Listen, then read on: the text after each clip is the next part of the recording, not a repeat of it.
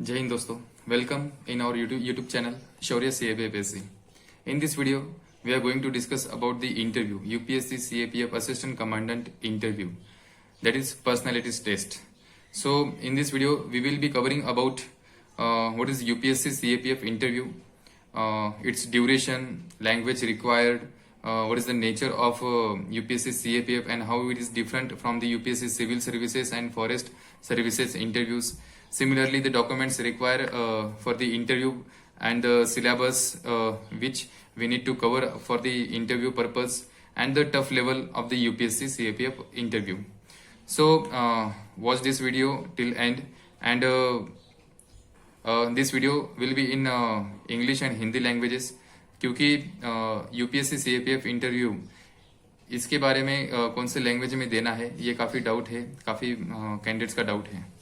तो फिलहाल अभी स्टार्ट करते हैं हम वीडियो.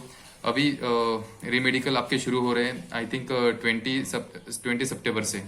तो आफ्टर रीमेडिकल आपको तुरंत जो क्वालिफाई हुए उनके लिए डैफ मांगे जाएंगे. तो डिटेल एप्लीकेशन फॉर्म, एक डिटेल एप्लीकेशन फॉर्म, इसके ऊपर भी हम नेक्स्ट वीडियो बनाएंगे. वो कैसा होता है, कैसे भरना होता है और उसमें क्या क्या चीज़ें जो है वो फिलअप करनी होती है.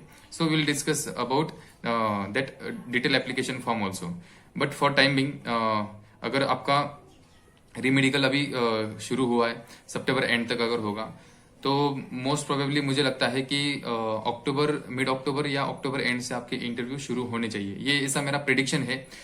मैं कोई गारंटी या मुझे कोई इनसाइड इन्फॉर्मेशन नहीं है, ये मेरा है. तो रीमेडिकल खत्म होने के बाद 20 to 25 डेज के बाद इंटरव्यू शुरू हो जाते हैं.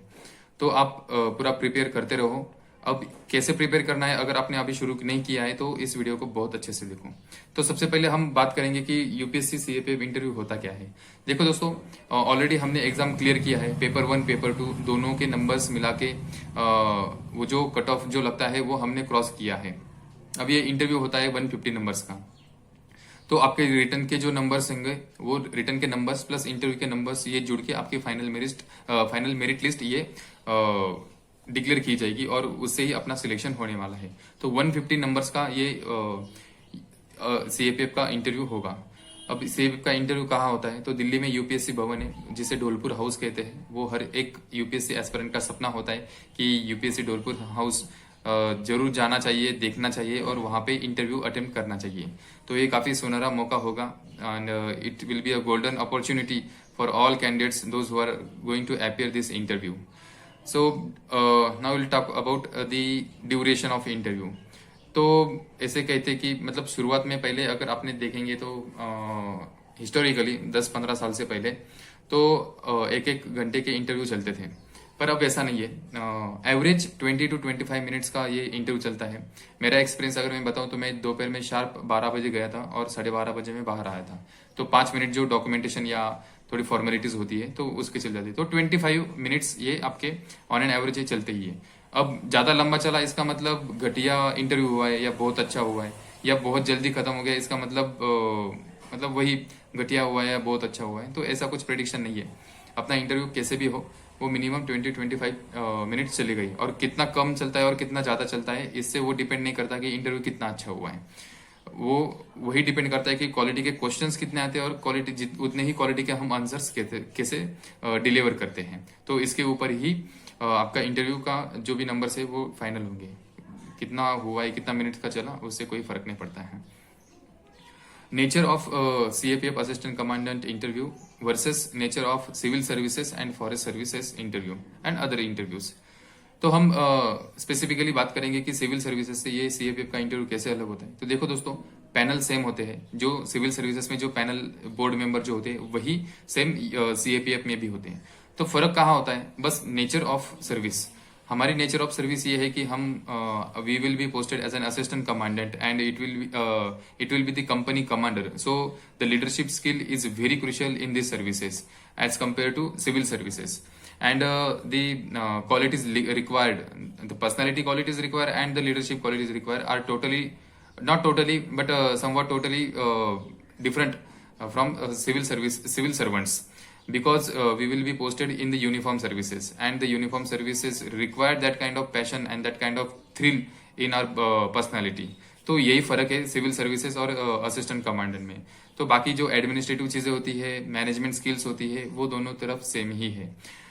स्पेसिफिकली और बताए तो सिचुएशन रिएक्शन टेस्ट जो होती है, तो सिविल सर्विसेज में सिचुएशन रिएक्शन टेस्ट जो होती है वो जो सिविल सर्विसेज में जो प्रॉब्लम्स आती है, सोसाइटी में जो प्रॉब्लम्स आती है उसके ऊपर वो टेस्ट दी जाती है। पर यहाँ पे सीएपीएफ में आपको ये कहा जाएगा कि सपोज आप एयरपोर्ट पे पोस्टेड हो and you got the information और you got the intelligence of attack, terrorist attack on airport, then how will you make the plan to tackle that situation। तो ऐसे, या तो फिर if you are posted in the Naxalite area and you are going to commit you are going to perform the operation and कुछ ऐसी tough situation देंगे तो उस टाइम में आपका एक्शन प्लान क्या होना चाहिए। तो ऐसे सिचुएशन टेस्ट जो रिएक्शंस जो सिचुएशन जो टेस्ट होते हैं वो सीएपीएफ में ज्यादा पूछे जाते हैं। So this is the difference between civil services and CAPF interview.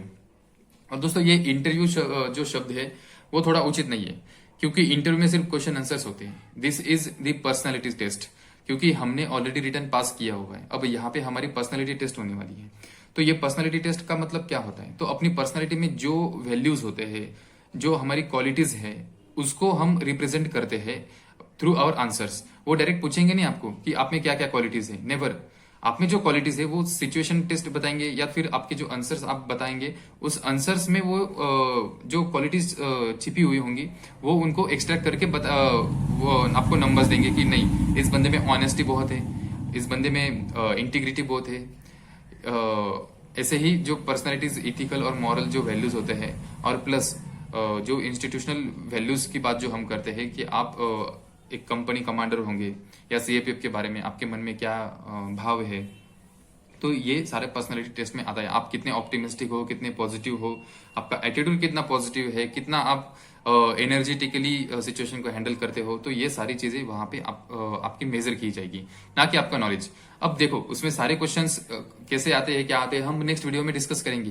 But यहाँ पे ऐसे कि सबसे बड़ा हथियार है अपना sorry sir, I am not able to recollect the fact, और सॉरी सर मुझे पता नहीं है। तो ये चीज आप डायरेक्टली बोल सकते हो अगर आपको पता नहीं है, इससे आपके नंबर्स कम नहीं होंगे। बट अगर आप कोई चीज पता नहीं है, सपोज साउथ अफ्रीका का प्रेसिडेंट या प्राइम मिनिस्टर का नाम आपको पता नहीं है, पर फिर भी आप ब्लफ कर रहे हो कुछ भी, तो ये गलत हो जाएगा। नेक्स्ट सबसे इंपॉर्टेंट बात है कि लैंग्वेज, कि कौन से लैंग्वेज में हमें इंटरव्यू देना पड़ता है। देखो दोस्तों, सिविल सर्विसेज में ऑप्शंस होते हैं कि either you can give your interview in English or Hindi or in local language, but in CAPF interview you have only two options, either English or Hindi। तो आप ऐसा नहीं कि हमें पहले सिलेक्ट करना होता है और उसी में बोलना होता है, नेवर। आप अगर इंग्लिश में कंफर्टेबल हो तो आप बिल्कुल इंग्लिश में ही दो।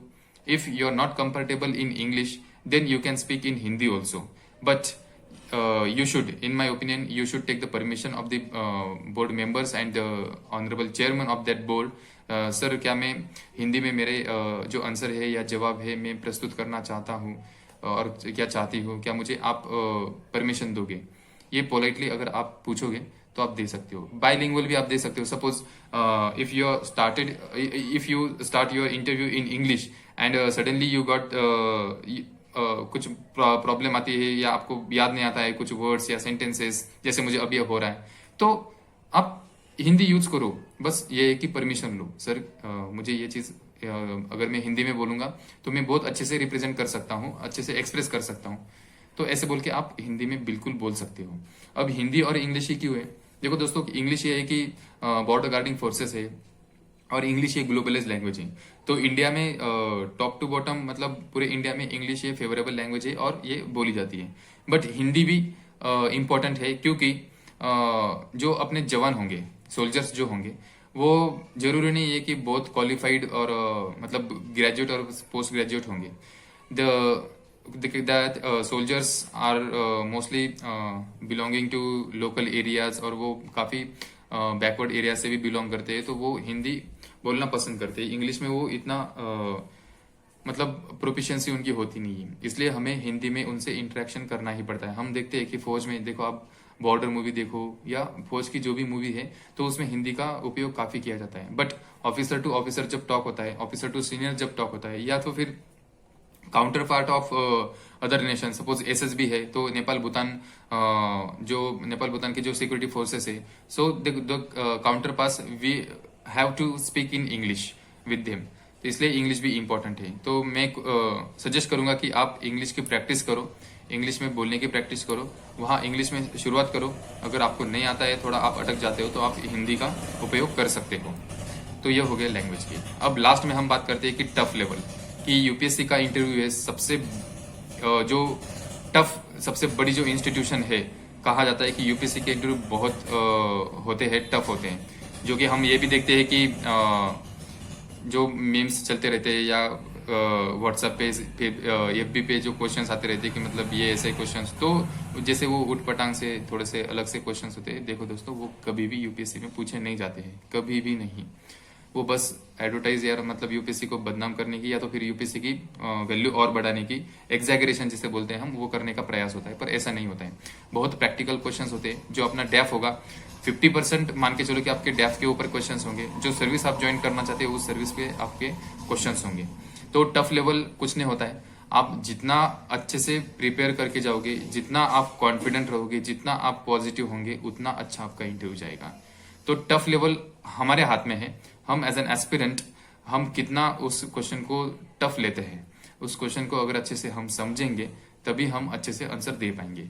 तो टफ लेवल ऐसा कुछ नहीं होता है। और बहुत rarest of the rare cases में ऐसा होता है कि एस्पिरेंट्स हॉल के बाहर आने के बाद नाराज होते हैं। मोस्ट ऑफ द कैंडिडेट्स जब वो हॉल से बाहर निकलते हैं इंटरव्यू खत्म होने के बाद, उनके फेस पे स्माइल होती ही होती है। तो ये अनुभव है दोस्तों, क्योंकि जो बोर्ड मेंबर, जो पैनल मेंबर्स होते हैं, बहुत कोऑपरेटिव होते हैं, बहुत अच्छे से आपको क्वेश्चन पूछते हैं और बहुत शांति से होता है। तो दिन में अराउंड 60 to 90 कैंडिडेट्स वो बुलाते हैं। आपके इंटरव्यूज शुरू होने के बाद पहले 1 घंटे के बाद, आप 1 घंटे पहले आपको वहां जाना पड़ता है यूपीसी में। वहां लाइन लगती है, एंट्री करते हैं, फिर आपको एक हॉल में बिठाया जाएगा। उस हॉल में आपको अटेस्टेशन जो फॉर्म्स होंगे वो फॉर्म फिलअप करके उनको देने होंगे, और प्लस जो डॉक्यूमेंट्स, रिक्वायर्ड डॉक्यूमेंट्स है, वो डॉक्यूमेंट्स वेरीफाई होगा। सो लगभग आप सपोज सुबह 9 बजे एंट्री करते हो तो 10 साढ़े 10 बजे तक आपका डॉक्यूमेंट वेरिफिकेशन खत्म हो जाता है और वहां से इंटरव्यू स्टार्ट हो जाते हैं। तो यही चीज है दोस्तों। देखो, हमने लोकेशन यूपीएससी भवन, ड्यूरेशन देखा, नेचर देखा, पैनल के बारे में देखा। तो पैनल में बोर्ड मेंबर होते हैं, चेयरमैन होते हैं।